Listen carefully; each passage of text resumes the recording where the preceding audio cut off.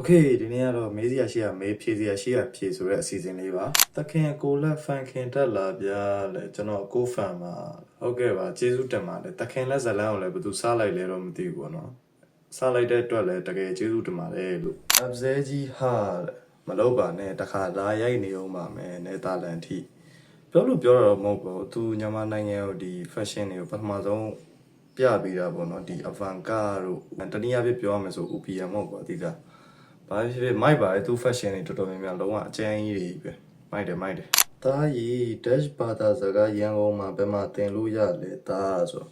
ဟို dash ဘာသာစကားကတော့အဲ့လိုမျိုးကြီးတော့မရှိဘူးပေါ့နော်ရန်ကုန်မှာဒီ YouTube တို့ TikTok တို့မှာလည်းလေ့လာလို့ရတယ်လေ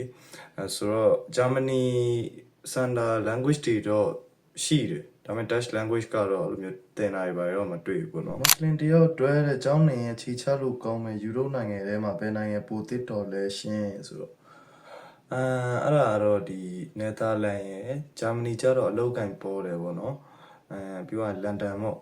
အဲ့ဒါတော့အဆင်ပြေမယ်ပေါ့နော်တခြားနိုင်ငံတွေတော့ကျွန်တော်လည်းမသိဘူးပေါ့နော်ဒီမှာ Dutch လို့မှတ်ထားတဲ့ comment တစ်ခုရှိရပေါ့နော်ကျွန်တော်တကယ်နားမလည်လို့ပါကျွန်တော်အင်္ဂလိပ်လို့ရယ်ပြီးတော့မြန်မာလို့ရယ်ပဲမှတ်မိပါကျွန်တော်အခုမှ Dutch စာကိုလေ့လာတော့မှရှိသေးတယ်အားကြောင့်မို့ပါဘရိုအဲ့ဘာညာလုံးရင်ဘယ်လောက်ကုန်မလဲဘရိုတဲ့ဟာဘာညာကဘာကြီးလဲဘာညာပေါ့ကွာလားဟာမစားနဲ့လေကွာမင်းတို့ကလေအခုဤပပြပါလားတဲ့ကဲဒီနေ့ကတော့ဒီလောက်ပါပဲဗီဒီယိုရဲ့အောက်မှာလည်းမန်းကျင်တာမှတ်ပါကျွန်တော်အတက်နိုင်ဆုံး reply ပြန်ပေးပါမယ်